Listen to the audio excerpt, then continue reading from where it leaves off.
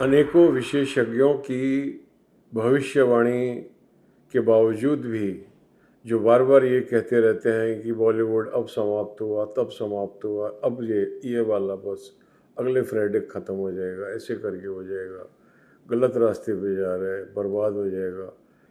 इस प्रकार के जो डूम्सडे शेयर्स हैं, ये केवल सिनेमा में ही नहीं, ये आपको हर सब्जेक्ट के अंदर, हर विषय के अंदर मिल जाएंगे। जो ये कहेंगे कि बस ये धरती समाप्त होने वाली है, पृथ्वी समाप्त होने वाली है, कोई कहेगा समाज समाप्त होने वाला है। तो इस प्रकार से ये बातें करते हैं तो इनको लोग घबरा के ना, इनको अटेंशन मिलती है। तो अटेंशन मिलती है और attention is something which we are all seeking. तो उससे हमको जो ये डूम्सडे शेयर्स हैं, उनको अटेंशन मिलती है। और ये हमेशा से ही, ये आज से नहीं, जब से मानव जाति का जन्म हुआ है ये लोग रहे हैं। तो इसी प्रकार से ये फिल्म इंडस्ट्री के अंदर भी विशेषज्ञ हैं, जिनके दिन में 4 एपिसोड अपलोड करते हैं। 2 एपिसोड यही होते हैं कि देखिए बस हम कह रहे थे कि बॉलीवुड ख़त्म होने वाला है और देखिए ये हमको प्रमाण मिल गया, ये हम लेके आए प्रमाण को। तो इन सब डूम्सडे शेयर्स के बावजूद मैं ये आपसे कहना चाहूँगा कि ऐसा कुछ भी नहीं होने वाला। और जिस प्रकार भारत का एक आर्थिक शक्ति के रूप में उज्जवल भविष्य है, उसी प्रकार भारतवर्ष का सिनेमा के क्षेत्र में भी, इन इंटरनेशनल सिनेमा में एक गोल्डन प्लेस सिक्योर है। क्योंकि सिनेमा के लिए जिस रॉ मटेरियल की सबसे ज़्यादा आवश्यकता है, वो है कल्चर और हिस्ट्री। और जितनी कल्चर और हिस्ट्री हम भारतवासियों के पास है, इतनी किसी और देश के पास नहीं है, और हॉलीवुड के पास तो बिल्कुल भी नहीं है। तो ultimately content is going to be the king. और कंटेंट के अंदर अभी तो हमारा पिटारा खुलना चालू हुआ है। इसके अंदर इतनी पौराणिक कथाएं हैं, पौराणिक कथाओं के अलावा इतनी चमत्कारी रोचक कथाओं का भंडार है। और वो जब कथाएं अनवेल होने चालू होंगी तो पूरा का पूरा विश्व जो है वो आश्चर्यचकित रह जाने वाला है। इसलिए अखिल भारतीय सिनेमा का जो वैश्विक स्तर पर बॉलीवुड के नाम से ही जाना जाएगा, तो इसलिए मैं कहना चाहता हूँ कि बॉलीवुड का भविष्य बहुत ही उज्जवल है, अपनी तमाम कमज़ोरियों के बावजूद।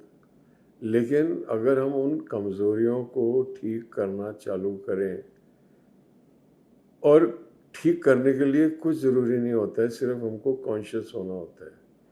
If we become conscious of our shortcomings, of our lapses, then automatically things will begin to happen which will rectify them.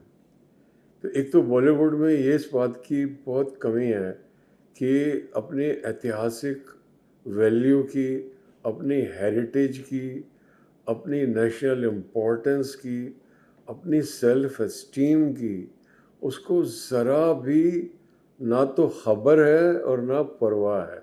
Filmistaan studio, ऐसा कौन सा होएगा आज की तारीख में व्यक्ति बॉलीवुड में जिसने फिल्मिस्तान स्टूडियो में शूटिंग ना की हो। लेकिन फिल्मिस्तान स्टूडियो बिक चुका है, फिर ध्वस्त हो जाएगा और वहाँ पे एक हाई राइज लग्जरी अपार्टमेंट आ जाएगा। इससे पूर्व ऐसा ही बॉम्बे टॉकीज़ के साथ, आर के स्टूडियोज़ के साथ, ज्योति स्टूडियोज़ के साथ, रंजीत स्टूडियोज़ के साथ, किसी भी स्टूडियोज़ के साथ, और बुरा नहीं लगना चाहिए इस बात का, लेकिन सुनने में आ सकता है महबूब स्टूडियोज़ का भी यही हाल हो जाए, क्योंकि हम पूरी तरीके से पैसे के पीछे भाग रहे हैं। हमें अपनी जो हमारी वैल्यू है अरबों रुपए की, as a brand, as a memorabilia, as a heritage, as the cinema that is going to lead the world, उसके बारे में ना हमको ज़रा सी भी तवज्जो नहीं है। We don't care at all. और पहली बार किसी सरकार ने, नरेंद्र मोदी सरकार के अंतर्गत नरेंद्र मोदी जी ने फिल्म्स डिवीज़न के अंदर भारतीय संग्रहालय, भारतीय सिनेमा संग्रहालय की स्थापना की, ताकि बॉलीवुड का और भारतीय सिनेमा का इतिहास सबकी आंखों के सामने रहे, उससे हम प्रेरणा लेते रहें। लेकिन परिवर्तन धीरे धीरे ही आता है, और मैं उम्मीद करता हूँ कि बॉलीवुड धीरे धीरे अपनी हेरिटेज के प्रति, अपने इतिहास के प्रति, अपने सामाजिक योगदान के प्रति, उसके अंदर एक आत्मगौरव का भाव उत्पन्न होगा, और जिससे कि एक उत्तरदायित्व भी उसके कंधों पर आएगा, समझेगा कि मैं समाज का पथ प्रदर्शक हूँ, मार्गदर्शक हूँ।